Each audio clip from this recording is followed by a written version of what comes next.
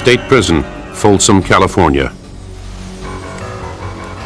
Perched on a knoll a short distance from Sacramento, its grand design suggests a castle or medieval chateau. But behind these ornate walls is a 120-year legacy of executions, escape, and bloody violence. One of the years we had over 280 stabbings in the institution, over 400 rounds fired in 1 year. A normal day would be 3 or 4 or 5 getting stabbed. A bloody day is when you can look from the armory out to Larkin Hall here and see ambulances lined up all the way from the east gate through the entrance gate to Larkin Hall. That's a bloody day. Over time, Folsom has housed hundreds of grim characters like Jake the Human Tiger Oppenheimer, who murdered his way through the cell blocks. But Folsom's most notorious inmate was mass murderer Charles Manson. I saw it through Charlie's game, so I suggested to Charlie that he never come within my arm's reach of the bars. I said, because Charlie, if I ever catch you, I'll pull you through. Prisoners once called Folsom the end of the world. Its punishments and living conditions were as hard as its gray granite walls. For many inmates, the last sound they ever heard of freedom was the wrought iron gate slamming shut behind them.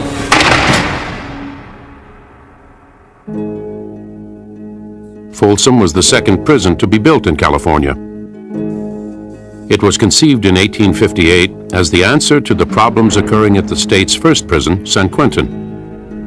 After only 6 years in operation, that institution had become overcrowded and corrupt.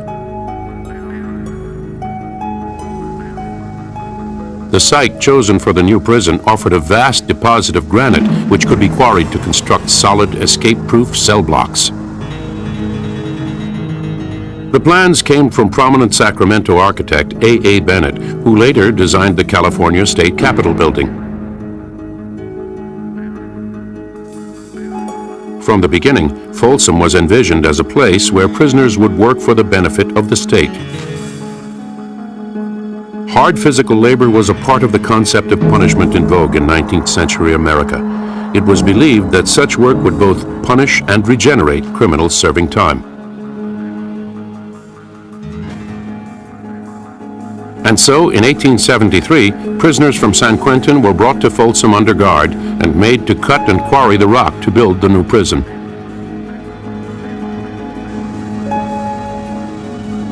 Thousands of tons of blue granite were cut from the quarry, and within 2 years, the inmates had built the first cell block and support buildings. The structure had the appearance of a turreted castle from medieval times. This was intended to encourage a spiritually uplifting and transcendent religious transformation for those sentenced to do their time here. On July 26, 1880, Folsom recorded its first prisoners. Inmate number 1 was a Chinese immigrant convicted of assault with a deadly weapon. He came to Folsom along with 44 other Chinese prisoners. Most were soldiers in the Tong Wars, an ongoing conflict between Chinese organized crime rings that centered in nearby San Francisco. The population at Folsom eventually grew to include Caucasian and African American inmates. There were even a small number of women convicts who were housed separately in the warden's quarters. But the treatment of Chinese inmates at Folsom was typically the worst. Our first record showing Chinese inmates having a cell inside the institution would be 1913. Prior to that, they were in an unheated wooden building next to the mortuary. The general population at Folsom did not fare much better. Their stone cells had no toilets or running water. Now, in the old cell block, there was no ventilation in those old cells. There was buckets in there where you had to go in and a bucket to drink out of, and it was a stinkingest damned old place in the world to work, worse than a stable.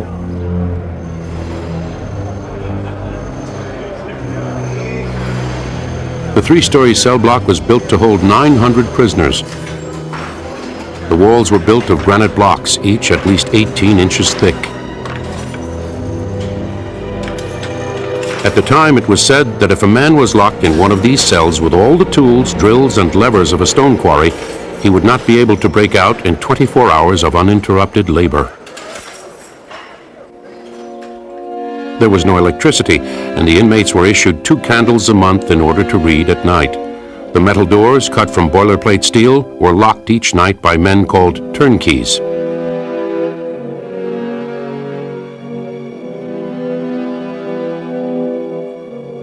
For the first 40 years of its operation, Folsom was one of the few prisons in the United States without an outer wall. Funds from the state had run out before it could be built. A line around the perimeter was guarded by 6 gun towers, manned around the clock by sharpshooters with rifles and Gatling guns.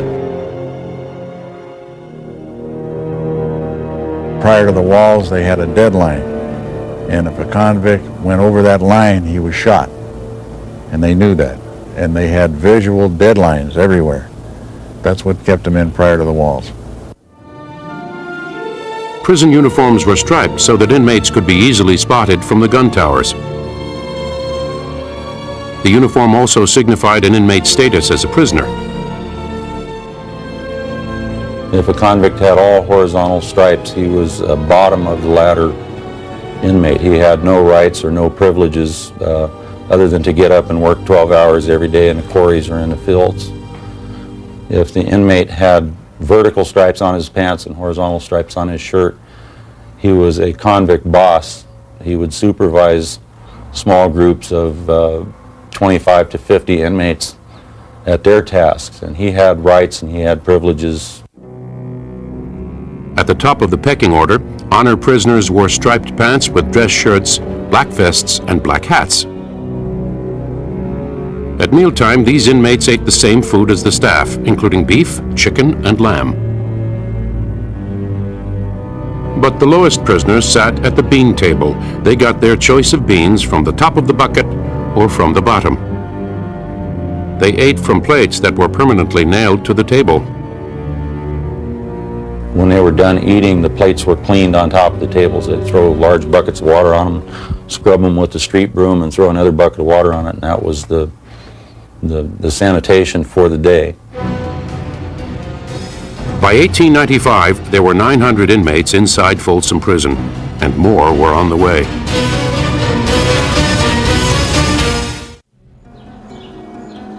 The new state prison in Folsom, California, took pride in its innovations. These took shape under the leadership of the warden, Charles All, who was appointed in 1887. A former Wells Fargo detective, All was a strict disciplinarian and had a standing order for his guards to shoot any convict trying to escape. All also followed a mandate to improve living conditions. In 1890, construction began on a powerhouse at the prison that would generate electricity from the American River that ran below it. This was the first electric plant in the region. Eventually, the prison helped supply power to all the state government buildings in Sacramento, some 22 miles away. In 1893, the first electric lights were installed in the cell block, and inmates no longer had to use candles to read at night. It had taken 13 years, but Folsom finally had the basic amenities. Plumbing was actually installed about 1884. We put in flush toilets and water, so things actually improved fairly rapidly by and large. Even at best, conditions were never good. Everybody that was here was working in the quarries. The prison took few safety precautions. Accidents in the quarries were not unusual. The first victim was inmate number 117. His name was Peter Gibson. He had been convicted of larceny. He was crushed to death by a falling rock. Captain of the guard P.J. Cochran was standing under a derrick used to move heavy boulders when its boom fell off and killed him. Still, the quarry was profitable for the state. In September of 1882, the prison began to sell its granite to buyers all over California. Cemeteries throughout the region made their tombstones from the granite at Folsom. The stone base of California's state capitol was also the product of the prison quarry. In order to move the heavy cargo into town for sale, the prison employed its own steam-powered locomotive in 1893. Because of the temptation for inmates to escape by stowing away on a train car, each outgoing shipment was carefully checked and an armed guard rode along. In 1893, inmates also finished construction of an ice plant that was powered by the new electric powerhouse. The prison manufactured 3 tons of ice per day and was among the only suppliers in Central California. Folsom also became a community center. As early as 1892, the prison hosted an annual 4th of July celebration. The inmates were treated to iced lemonade as they watched the prison yard fill up with visitors. On the 4th of July, people would come not only from all over the area, but from all over the state to visit the prison. We would have sporting events between the inmates, bicycle races, boxing matches, shows put on by the inmates where the costumes were provided by Hollywood.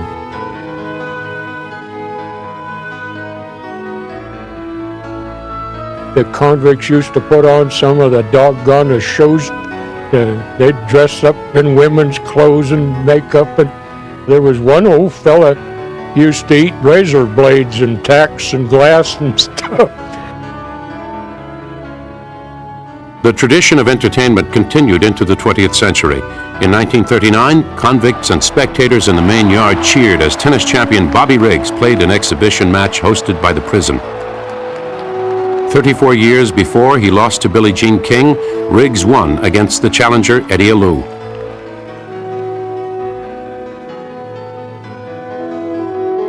Prison life also included a 4-chair barber shop that was staffed by inmate barbers. Haircuts were standardized and convicts were expected to maintain a tidy appearance when they were seen by the public. But the complete view of life for inmates here was rarely witnessed by the outside world. Billy Burke was 18 years old when he was convicted of burglary in 1928.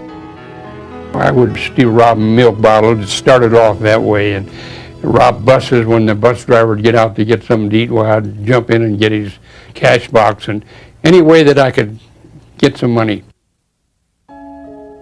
Burke spent 20 years inside Folsom's stone cell block. There was 6 of us in there at one time. And you'd be locked up at 2 in the afternoon.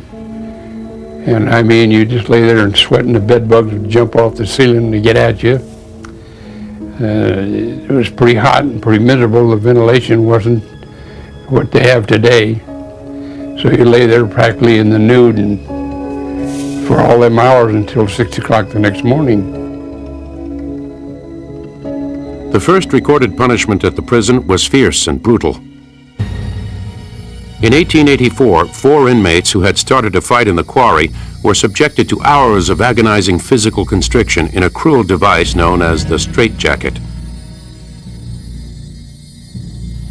Unlike the shirt designed to restrain asylum inmates, Folsom's straitjacket was a canvas girdle made strictly for the purpose of torture.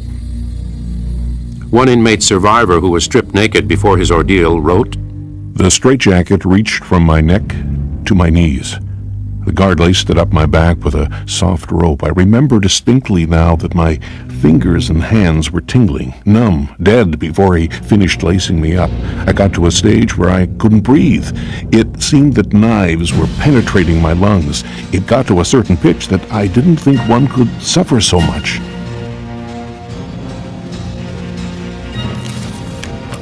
Some inmates were killed or deformed by the use of this and other grim punishments. For severe offenders, there was the torturous practice called tricing. There was tricing rings where they'd handcuff an individual and trice them, pull them up to where they would be standing and their arms in the air, and just their feet would still be on the ground, but barely, and they would stay there for the day for refusing to work. Use of these disciplines continued until 1913, when California's legislature labeled them cruel and unusual and abolished them.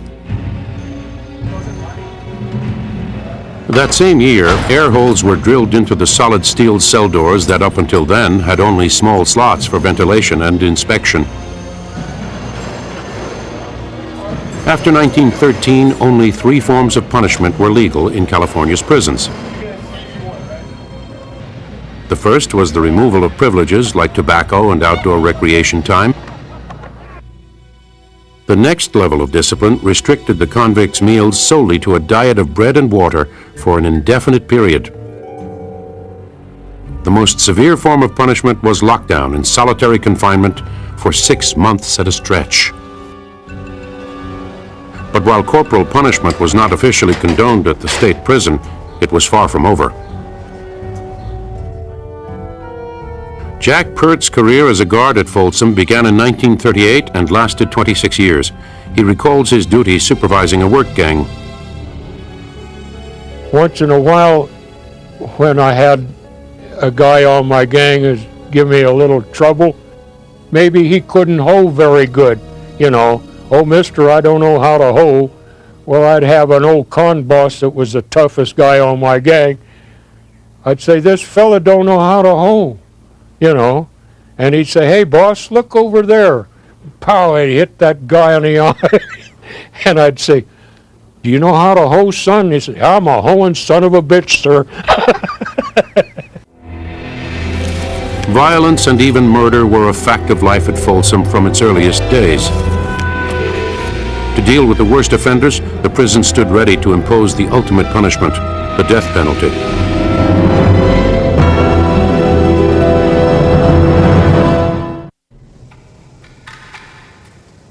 In 1907, work began on the granite walls that now surround Folsom Prison.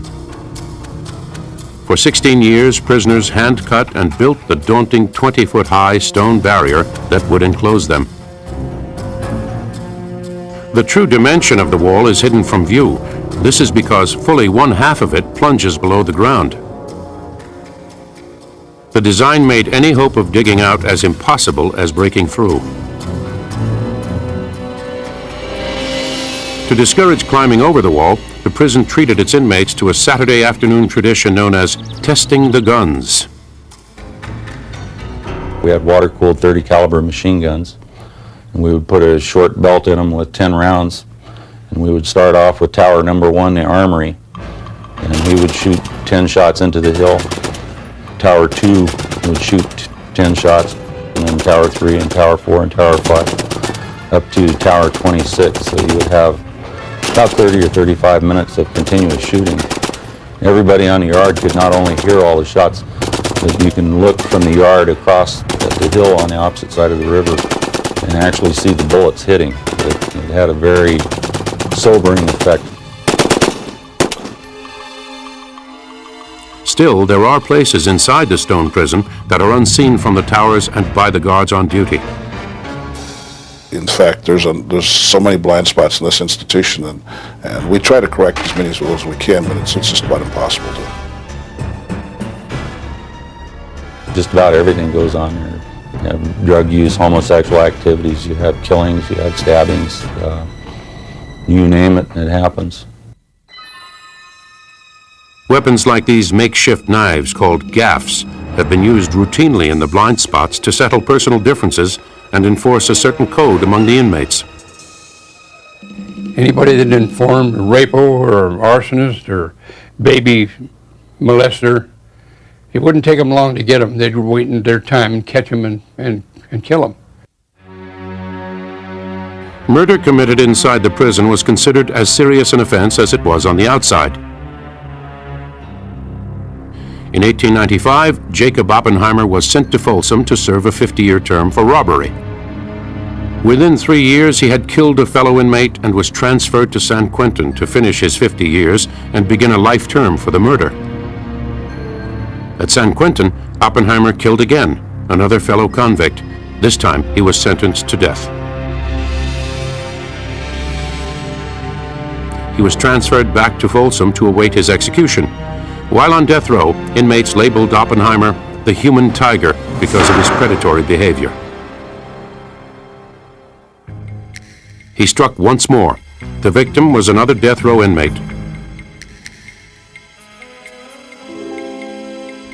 Finally, in July of 1913, Jake the Human Tiger Oppenheimer was hung by the neck, the prescribed manner of execution at Folsom.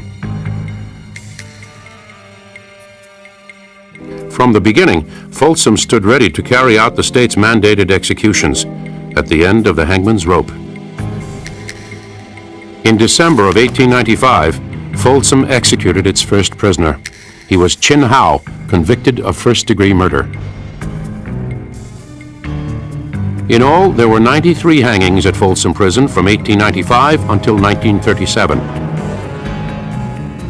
Death Row was a group of stone dungeons isolated from the main facility.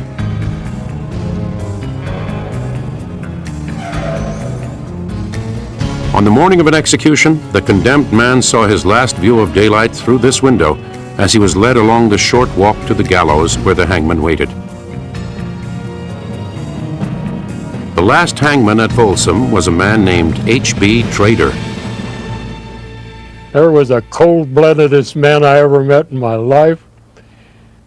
He would get $10 and the rest of the day off after he'd pulled a trap door to drop that guy. The hangman hung his rope from this area of the ceiling. This is one of his ropes, and he would stretch it between a windlass and pull it tight, take all of the spring and bounce out of it. He would then weigh and measure the inmate that was going to be using the rope, and he would custom build the knot to fit the inmate's neck exactly so that it would snap his neck without snapping their head off. They had a problem with hangings. It was probably 30% of the time it actually remove their heads when they would drop, if they dropped too far. The prison archive includes a logbook of the executions. Its chilling pages contain the faces of condemned men in their final hours. Next to that, a few brief words record the time of death and the distance dropped. Ivan Kovaler was the second prisoner hung in 1895. He was convicted of first-degree murder and was dropped exactly 7 feet. Edward Montijo was 19 years old when he was condemned for murder in 1925. He hung for 12 minutes before he was pronounced dead. 25-year-old William Hudson wore the prison's white shirt and black suit to his execution in 1931. He was buried in a sheet so that the suit could be used again. In 1937, California installed the gas chamber at its prison in San Quentin. Thought to be a more modern and humane form of capital punishment, this step relieved Folsom of its execution duties. On December 12th of that year, convicted first-degree murderer Charles McGuire was dropped 6 feet and 1 inch to his death. He was the last prisoner executed at Folsom.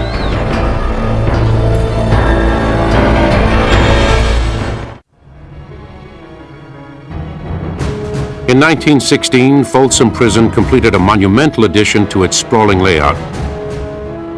This is housing unit number 1, the largest single cell block anywhere in the nation. At the time it was built, it embodied the most advanced ideas in prison construction and took inmate laborers and stonecutters nearly 2 years to finish. The new cell block anticipated the arrival of 1,000 new inmates that would swell the prison's population to 2,500.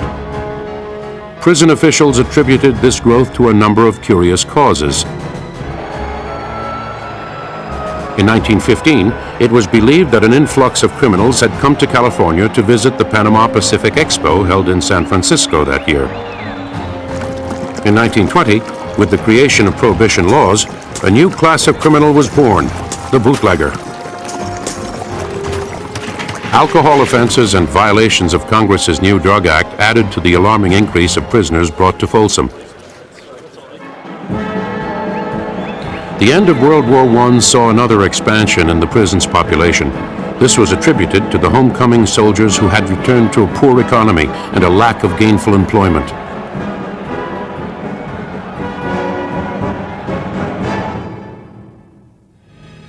By 1930, the prison population was 2,097. more than half were locked up in the mammoth cell block known as Unit 1. Inside, 640 cells are stacked 5 stories high. The cell block is so large that its furthest reaches nearly disappear into a steel horizon. You have gunmen patrolling around the inside of the wall all of the time, watching the inmates in the cells and the movement within the building. But the cell block itself doesn't touch any outside portion of the building. It's bigger than most prisons in the United States. This is just in one housing unit, which is run by a lieutenant, 2 sergeants, and about 8 officers. Because of its immensity and small guard staff, the dangers in Unit 1 are very real. Its blind spots allow for stabbings and assaults. But it is the open walkway or tier more than 5 stories high that inspired a macabre nickname, the Superman Training Ground. Occasionally we get an individual that wants to play Superman or Batman, whatever they want to call themselves, and jump off the tiers. Unfortunately, it's a long way down. We've had 2 inmates drop from the 5th tier. In each case, they hung over the rail like a kid at the playground by their knees and then just let go. And they scream all the way to the floor, and that's generally the end of them. While suicide provided an escape for some, it is the history of breakouts that have earned Folsom Prison its bloody legacy. The earliest attempt occurred in 1893 at the Granite Quarry. 5 convicts, led by train robber George Sontag, were armed with smuggled firearms that had been hidden among the rocks. Sontag and his accomplices opened fire on the guards posted above and tried to run. What followed was the murderous fire of Folsom's Gatling guns. When the smoke cleared, the entire group lay dead or wounded. The escape ended exactly where it had begun. September 19, 1937 marked another violent breakout attempt. Prison records call this day Bloody Sunday. It began as inmates lined up outside the officers' building, waiting to see Guard Captain William Ryan and the warden, Clarence Larkin. Armed with knives, 10 convicts rushed into the inner office. They took Warden Larkin hostage, Captain Ryan hostage, and they then took them out in front of the captain's office. And the inmates ordered Warden Larkin to order the guards to throw down the guns and the keys to the gate.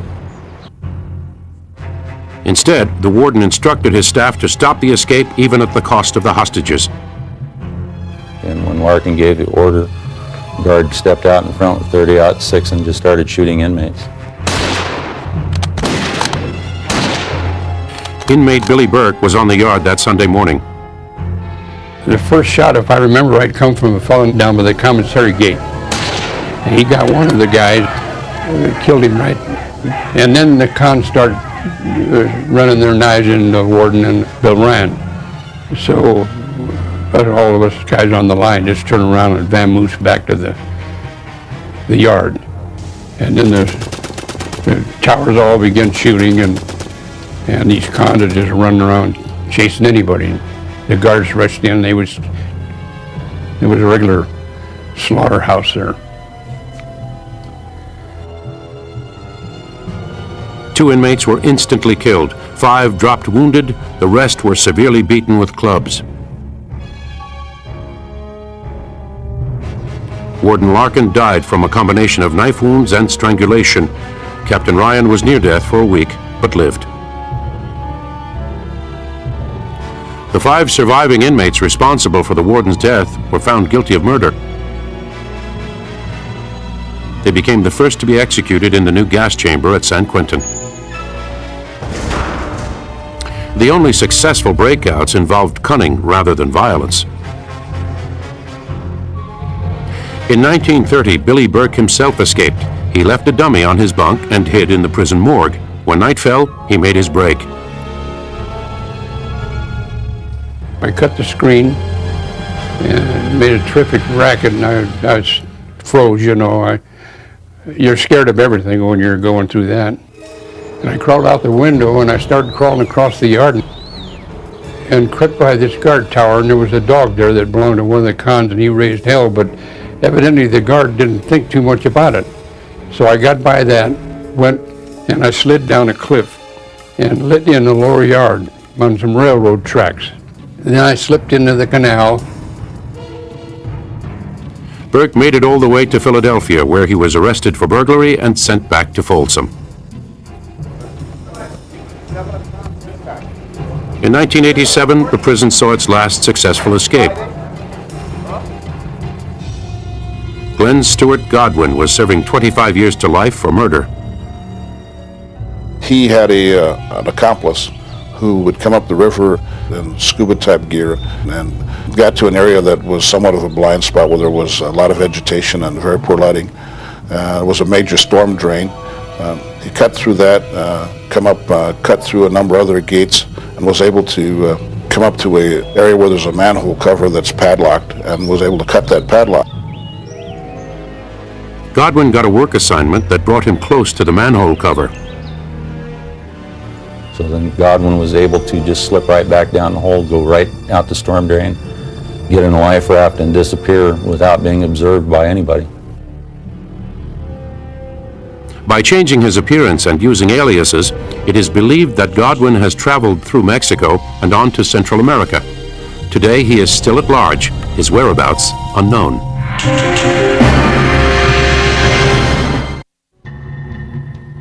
In 1971, one of the most chilling mass murderers of the century was delivered to Folsom Prison. This was Charles Manson. Manson was the scraggly, wild-eyed leader of a band of young followers he called the Family. In 1969, Manson's incoherent preaching about race wars and Armageddon culminated in a savage murder spree in the hills above Los Angeles. Publicity in the Manson case was rampant, and his 2-year trial ranked among the most expensive in California history. When Manson arrived at Folsom to begin a life sentence, prisoners and staff alike took notice. Father Dennis Keeney was the new prison chaplain. I remember meeting Charlie shortly after he came here, and I just said hello to him, and he came to the front of the cell, and he wanted to know if I knew who he was, and I knew who Charlie was, but I didn't want to give Charlie the satisfaction of being notorious in my mind, so I said, well, I really don't know who you are. Do you want to tell me who you are? I think he was trying to impress me or perhaps scare me. And he told me that he was so bad that if he could get out of the cell where he was housed, that he probably would kill me with his bare hands. Prison staff are instructed never to show fear in the face of an inmate's threat. I saw through Charlie's game, so I suggested to Charlie that he never come within my arm's reach of the bars. I said, because Charlie, if I ever catch you, I'll pull you through. And then I won't even tell you what I'm going to do with you when I get you outside here. Frail and weak at 37 years of age, Manson was held in Unit 4, the newest and most secure building at Folsom. Prison guard Tom Hickey was assigned here during Manson's stay. My first dealings with him, he tried to spit on me like they would do at San Quentin. He didn't realize that at Folsom I had the keys to his door. I just opened his door, hit him in the head, and told him don't ever do that again. And after that, we got along fine. It was never a problem.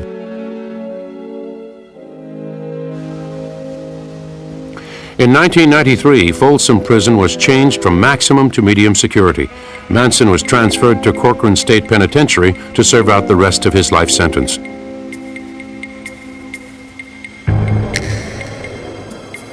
The 1980s also brought a new wave of violence motivated by urban gangs. After '82, we started dealing with the street gangs, the Crips and the 18th Street Gang and the different gangs coming in. These guys wanted to prove themselves so that they could get up and become members of the known prison gangs. So the violence just kind of perpetuated itself. In 1984, more than 280 stabbings were recorded. Such conflicts were often settled by guards in the gun towers. If there were lethal weapons involved, if the inmate had a knife or a weight or was applying the boots to the other one's head, then you're justified then in using lethal force. So I would pick up Mini 14 and try to shoot him in an arm or a leg. All the ones I shot lived. I was lucky. I was able to maim them all instead of killing them. A lot of other people haven't been that lucky. The bloodiest race riot occurred on Father's Day, 1982, when a group called the Mexican Mafia confronted a rival gang, the Black Guerrilla Family. Everybody pulled his knife. And for probably a matter of maybe 2 minutes, which sounded like an eternity, there was a real war there. And I think they fired 22 shots that morning into that general area.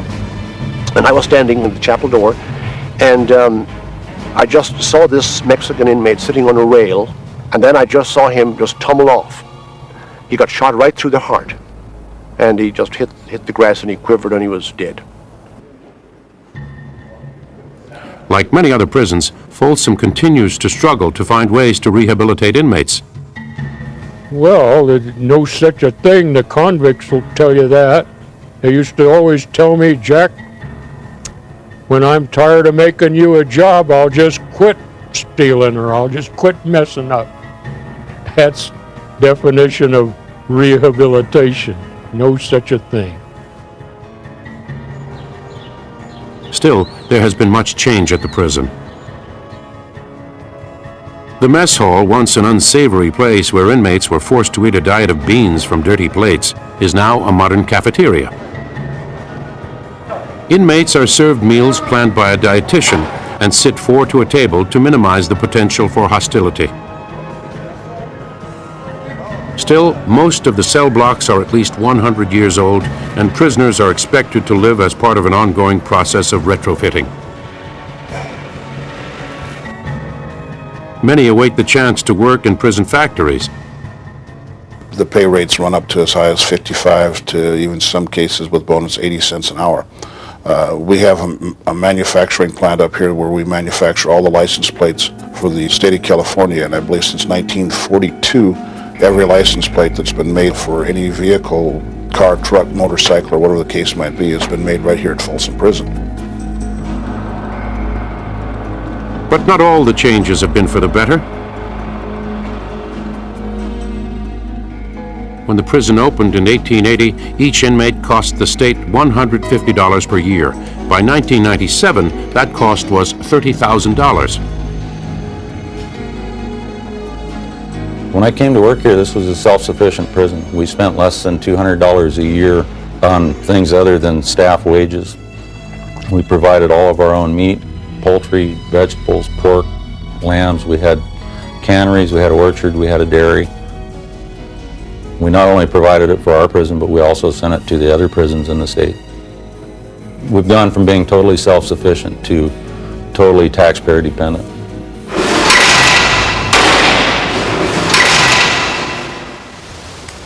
Through the years, one site has remained constant in the minds of inmates and staff, the prison cemetery. More than 1,100 men are believed to have died at the prison between 1874, when construction began, and 1957, when the prison employed a removal service to handle inmate bodies. Until then, not even the dead left Folsom Prison. If you wanted to carve your own tombstone, you had that option. We would give you the stone and chisel. If you knew you were going to die right away and you needed one, you could carve your own.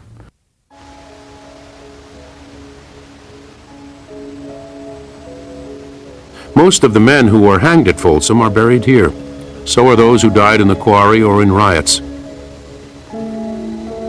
Inmates who suffocated in the jailer's straitjacket or who killed themselves are also here. In many instances, friends, if you died suddenly or by accident or during an escape, a friend would carve you a stone. If you had no friends at all, you received just a wooden board with a number on it. And the majority of the graves at the cemetery are wooden boards with numbers on them. Today, 120 years after it opened, Folsom Prison remains alive and well. By and large, its medium security inmates are cooperative, and many await an early parole in exchange for good behavior. Despite Folsom's reputation for violence, the staff believes that most of the 2,500 inmates here want to do their time in peace. Troublemakers, they say, get a ticket to someplace worse.